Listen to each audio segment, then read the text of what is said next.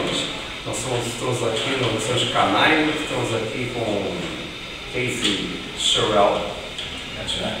Ok. E aqui eu sou Luís Delcides, aqui representando o Jazz Night Sampa e Paulista do Jazz. Bom, Casey, how many years you started learning how to play drums? I started playing the drums when I was 11 years old, and that was in 1964, when the Beatles came to the United States and appeared on television there. In the United States, it's the Ed Sullivan Show, the famous moment, you know. And my brother played guitar. He was interested in guitar, and I started to take lessons at my school, elementary school that I was at there, with snare drum lessons. And we had 10 or 12 kids in the band, and that's how I started. It just kept going after that point. I just never stopped. We know about the importance of drumming, especially at the but talking with musicians, singers, and instruments. For some musicians, a great phrase, the bass players is the soul of the group. But the drummers and the bass players need a special attention with all other musicians.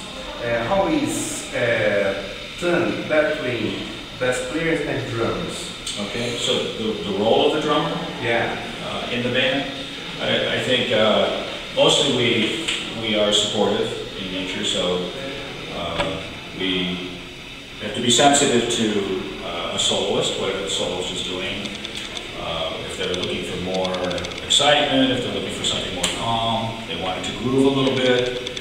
The interaction of the rhythm section, the piano, the bass player. I always tell my students that you want to get the sense that everything comes through the drummer. You're kind of the channel that's the central place, the river that everything's going to come through. And I think the other thing that's important is you can influence the energy of the band. So you can play with more intensity, you can play more notes, you can play rhythmic places that make the music more exciting or make it relax. So you're very much in control of the flow, whether the music's going up in intensity or whether it's coming down. And I think you need to develop a sort of intuitive second nature about this and a sensitivity to the musicians and get a good idea of the composition too. Like, does it need more of this or less of that? And so there's a kind of intuitive side that has to happen that you develop, and you know, the more you play, the more that becomes natural. Okay. How we share experience in Brazilian students about in Berklee College, which are experiences in teaching future musicians in Berklee? Well, you know, I'm pretty fortunate at Berklee College because we get such great students from all over the world. Just to get into the place, you got to have something together. So I see a lot of Brazilian students, and I find them to be very strong musically. The culture is a very musical culture. So usually their rhythmic timing is good. Their sense of musicality is quite good. Their sense of melody, form, things like this.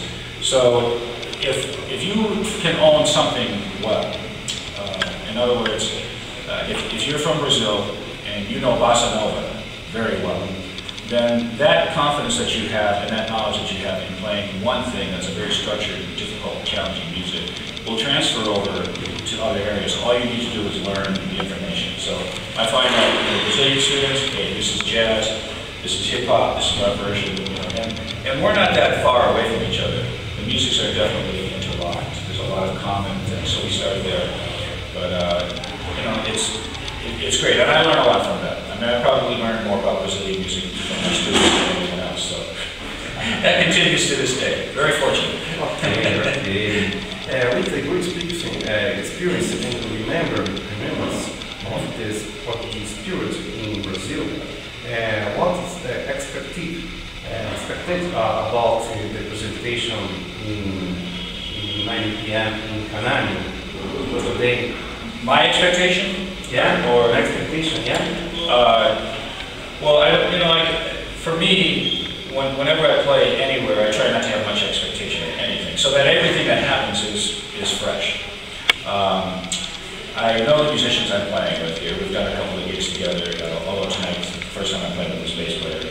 But everything's going through Luca Santiago. So I know, first of all, the expectation is high in that I know that everybody's going to take care of business. Like, we won't worry about the bass player turning the time around or anybody getting lost in the tunes and these sort of things. And then, you know, I met you guys, Luís, yeah, and you know, you're guys who know the scene and love the music. And, you know, I knew that we would have a nice venue to play at tonight. And, of course, that, you know, I guess I did have an expectation that it would be quite good, and that's what I'm finding out. Because you have a great restaurant with great people, you know, nice wine, good food, people hosting. It's a good environment to play music in, nice and relaxed. And, you know, we'll have some fun exploring tonight. So, yeah, all good. Good, good. Tudo bem. Oh, okay. What do you think about jazz in Brazil? Jazz in Brazil? Yeah. Well, again, you know, jazz and samba, bossa nova, especially these styles, they're very closely linked from the 50s when Stan Getz came down to Brazil. That was actually sponsored by the American government, sponsored trips down here for jazz musicians to, you know, increase the international communications and public relations and things. And of course, the Brazilian musicians grabbed these guys and said, you know, come on down to, you know, the clubs in Ipanema there. And so this relationship happened where Brazilian musicians and American musicians found out that there was a lot in common and yet a lot to be learned from each other. And I would say that that continues today. I hear really good musicians here, really good, you know, from really good drummers. They understand jazz form, jazz feel. All the musicians I've played with and musicians I've heard, they understand jazz. Jazz gives you a certain vocabulary, and it's applicable to Brazilian music. Brazilian music gives you another form of harmony and another side of rhythm that is closely linked, but not the same thing. When we swing, it's not Brazilian. You know, the relate, like samba is a square, and jazz is a round circle. So you put those two together, you get some very interesting things. And I find that the Brazilian musicianship is very high, and I'm excited because we've been in São Paulo, which, you know, all the traditional music here too. I mean, you know, strings, choro, all this stuff, incredible. And the next thing we do is we're going up to the northeast. So I'll hear some maracatu. We're going to be in Salvador with the African side. We'll end up in Rio, samba. So, you know, it's an incredible place to come as a musician and experience. And I wouldn't be here if I didn't find the musical level so high. You know, for me, it's a quest to experience Brazilian music. So nothing but respect for the musicians here. What about this project, Sampa, Jazz Night Sampa? About the organization Jazz Night Sampa? Yeah. Well, all musicians need a way of getting out there, and most of us are not that good at promoting ourselves. We'd rather play the music. So it takes a relationship. Of course, a lot of us, you know. Great last question. What do you think about pop jazz? You like your deciding? I'm sorry, I didn't understand. Polycell jazz. Do you know Polycell jazz site? Oh yeah, the blog, magazine / blog. Well, again, you know, it's fantastic that we have this internet. I mean, what's nice is I can be back in Boston now that I know you guys, and I can enter the blog. So the possibility is endless. But it's a great format, and I'm very excited about it, you know, because again, we need central places to go for information, and you guys will have you know, pictures and things about what's going on, and then people can log in and they can give their opinions. I mean, when I came to Brazil, I found apartments through Airbnb. It's the same thing. I want to find some music.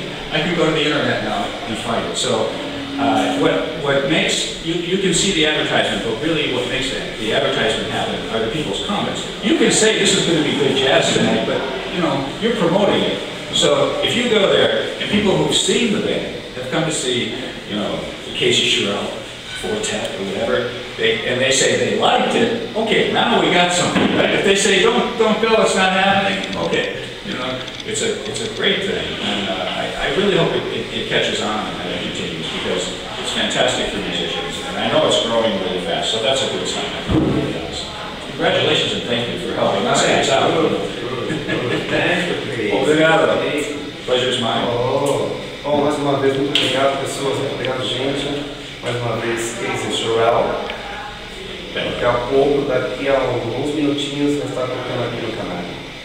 Obrigado, gente. Boa noite.